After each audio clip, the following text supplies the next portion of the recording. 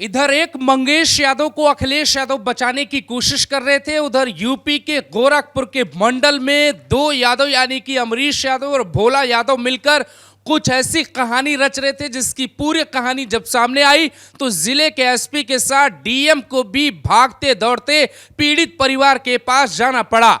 यह कहानी दोस्तों इसलिए आपको सुननी चाहिए क्योंकि इस कहानी में न सिर्फ एक परिवार है बल्कि सिस्टम का वो मकड़जाल है जो आसानी से भ्रष्टाचार को बढ़ावा दे रहा है और इसमें प्राइवेट अस्पताल के साथ साथ एक पुलिसकर्मी भी बिला होता है। यह कहानी इसलिए भी आपको सुननी चाहिए कि जिस यूपी को बदलने के लिए योगी आदित्यनाथ अधिकारियों को आदेश पर आदेश दे रहे हैं उसी यूपी में अमरीश यादव और भोला यादव ने एक नया कांड ऐसा रचा है जिसके बाद आप कहेंगे कि बाप रे बाप ये क्या हो गया।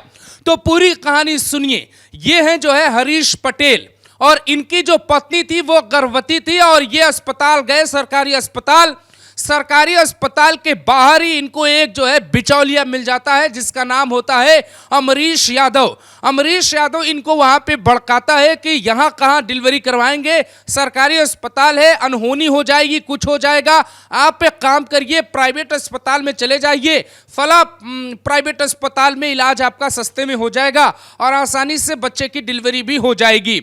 ये सुनते ही जो पीड़ित पिता है हरीश पटेल वो जो है अपनी पत्नी को लेकर एक अस्पताल की तरफ चला जाता है जिस अस्पताल का नाम है खुशी अस्पताल का नाम बताया जा रहा है। उस अस्पताल में वो जाता है, डिलीवरी बच्चे की हो जाती है और उसके बाद जब उससे 4,000 रुपये मांगे जाते हैं तो उस गरीब पिता के पास 4,000 रुपये नहीं होते हैं और यहीं पर दूसरे यानी कि भोला यादव की एंट्री होती है। भोला यादव वो बिचौलिए के साथ मिला हुआ वो व्यक्ति था जो बच्चे की खरीद फरोख्त की बात अब आगे बढ़ाएगा और उसी अस्पताल में एक महिला नर्स भी है जो नकली है और उस पूरे बच्चा गिरोह को इधर उधर करने वाले गैंग में शामिल है।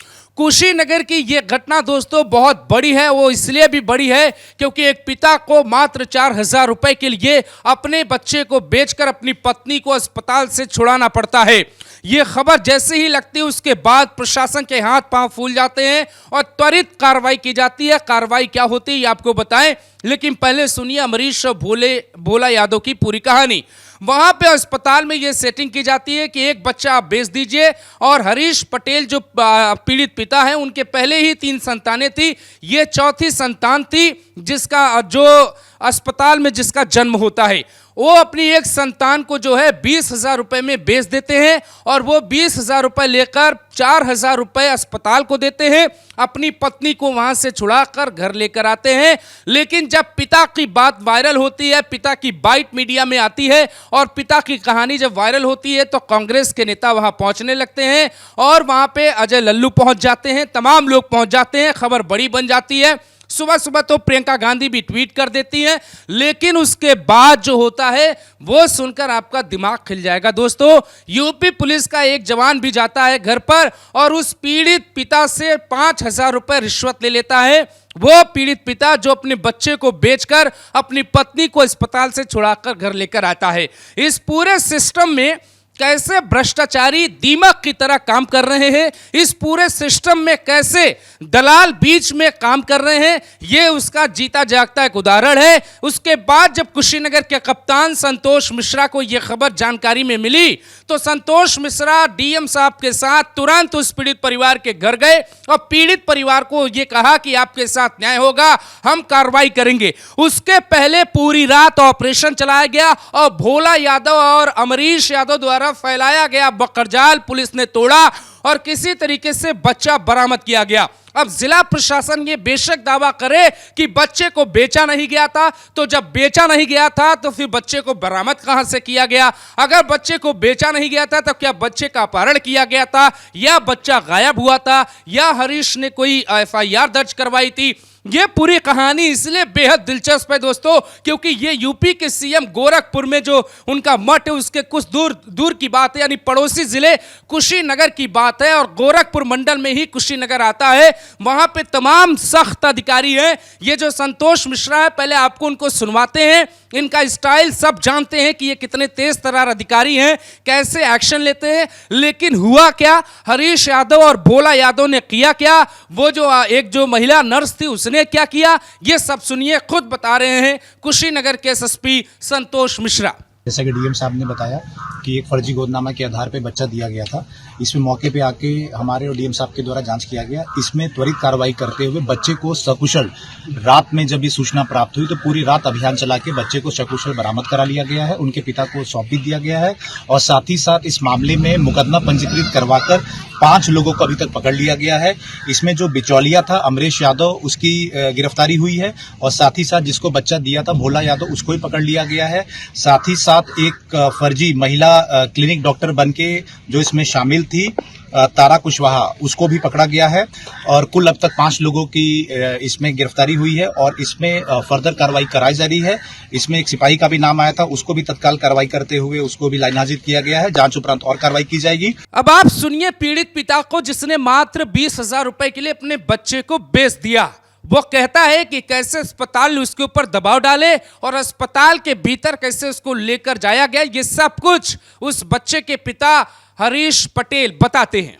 हमार मजबूरी में हम अपन लड़का के बेच के अपन औरत छोड़ौले बनी हैं। हम लड़का ही बद्री पटेल के। तार औरत कहाँ लेके छोड़ौले बड़ो? और डबदरी में भर्ती रही है। वो लड़का पैदाशी रहा था। अब वो हम बंधक में रही है तो कितना रुपया में? 4,000 रुपया में छोड़ा के लिए हूँ। कितना में लेकर बेचले बड़ो? 20,000 में। केकरा से? भोला यादव। कहाँ कहूँ? अब तो गांव के नाम तो निखन बतौले हमने की बेचवा बोल आई हम इसी के कपड़ा मुसहरी के उसका रिश्तेदार हुए ना यादव हूँ नहीं रिजार हूँ नहीं यादव लोग। जाहिर तौर पे यूपी के भीतर ये जो कुछ चल रहा है उसके बहुत से लोग शामिल हैं और इस पूरे गैंग में कौन कौन शामिल है पहले आप इस बात को समझिए। हरीश पटेल जो पीड़ित परिवार है वो अस्पताल में अपनी पत्नी को इलाज के लिए लेकर जाते हैं। अस्पताल के गेट पर उन्हें एक दलाल मिलता है जिसे पुलिस बिचौलिया बता रही है। वो जो है वो एक अस्पताल का पता बताता है, वो अस्पताल में पहुंच जाता है। उसके बाद ऐसे हालात बनाए जाते हैं जिसके बाद उससे अपना बच्चा बेचना पड़ता है और मजबूरी में उसे वैसा ही रास्ता दिखाया जाता है। एकमात्र विकल्प दिया जाता है, वो उस विकल्प को चुन लेता है। वो ये नहीं समझ पाता कितना बड़ा अपराध वो करने जा रहा है या कितने बड़े सिंडिकेट में वो शामिल होने जा रहा है। वहां से भोला यादव बच्चे को खरीद लेता है और 20,000 रुपए पीड़ित परिवार को दे देता है।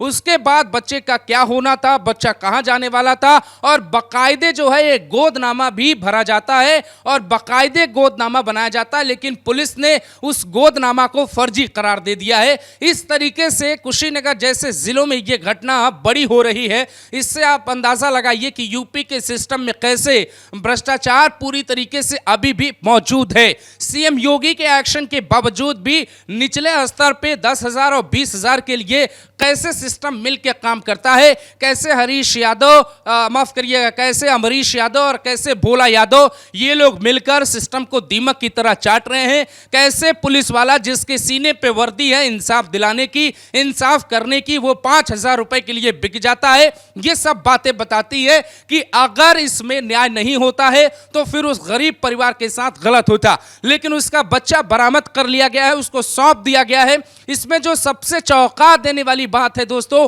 वो ये है कि जो आशा कार्यकर्ता होती हैं वो कहां पर है और उनकी भूमिका पर भी सवाल उठाया जाना चाहिए। उनकी जिम्मेदारी होती है किसी भी गर्भवती महिला को सरकारी अस्पताल में लेकर जाना, वहां पर एडमिट करना, वहां पे जच्चा बच्चा का ख्याल रखना। अगर सरकारी अस्पताल में कोई दिक्कत होती है तो प्राइवेट अस्पताल के लिए रेफर किया जा सकता है, लेकिन यह सारी जानकारी आशा कार्यकर्ता को होनी चाहिए। लेकिन इस पूरे केस में आशा कार्यकर्ता कहां है, जिले की वो महिलाएं कहां हैं जिन्हें जिम्मेदारी दी गई है इन तमाम व्यवस्थाओं को देखने के लिए।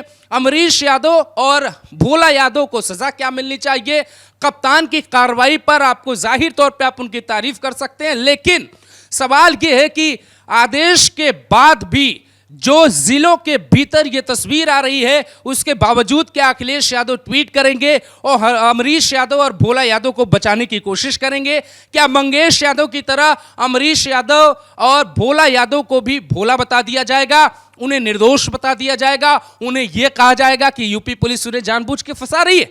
ये बहुत बड़ा मामला है। किसी का बच्चा बिक रहा है और जो पिता बच्चा बेच रहा है वो मजबूरी में बेच रहा है कि उसकी पत्नी को अस्पताल ने बाकायदे बंधक बना लिया। तो ऐसे अस्पतालों पे बुलडोजर क्यों नहीं चलना चाहिए दोस्तों? आप खुद तय करके बताइए। ये अस्पताल क्या कार्रवाई कर देने मात्र से ही ठीक हो जाएंगे? क्या इनकी नियति बदल जाएगी? क्या ये दोबारा किसी बाप के सामने ऐसी चुनौतियां पेश नहीं करेंगे कि आप अपना बच्चा बेच दो? ये जो खड़ी हुई बिल्डिंग है इस अस्पताल की, इस पे बुलडोजर क्यों नहीं चलना चाहिए? और आप इस घटना का अंदाजा इस बात से लगाइए कि जब डीएम साहब को मीडिया ने सवाल पूछा तो डीएम साहब तनाव में दिखते हैं। पहले अपना चश्मा उतारते हैं, अब पीछे अपने किसी व्यक्ति को देते हैं, उसके बाद बोलते हैं। यह घटना इसलिए बड़ी है क्योंकि गोरखपुर मंडल की है। यह घटना इसलिए बड़ी है क्योंकि इसमें ह्यूमन ट्रैफिकिंग गैंग के शामिल होने की पूरे चांसेस हैं दोस्तों। अब ये पुलिस का काम है जांच करने का, पुलिस को देखना है कि क्या हुआ था। लेकिन सवाल सिर्फ इतना है कि अगर ये भ्रष्टाचारी नहीं पकड़े जाते, ऐसे अस्पताल बुलडोजर से नहीं ढहाए जाते, ऐसे लोगों पे कार्रवाई नहीं होती और उस पुलिसकर्मी जिसको सिर्फ लाइन हाजिर किया गया है उसके ऊपर भयंकर एक्शन नहीं होता, तो ऐसे लोगों का फिर से मनोबल बढ़ेगा। और इस केस के बाद भी अगर किसी नेता ने डीएनए टेस्ट की मांग की तो उस पर भी कार्रवाई होनी चाहिए, ताकि ऐसे निचले स्तर पे जो अपराध की दुनिया में कदम रखने वाले लोग हैं उनको बढ़ावा ना मिले और उनका मनोबल ना बढ़े। दोस्तों, इस खबर पे आप क्या प्रतिक्रिया देंगे? कमेंट में जरूर लिखिएगा कि यूपी में आखिर ये कौन लोग हैं और क्या चाहते हैं।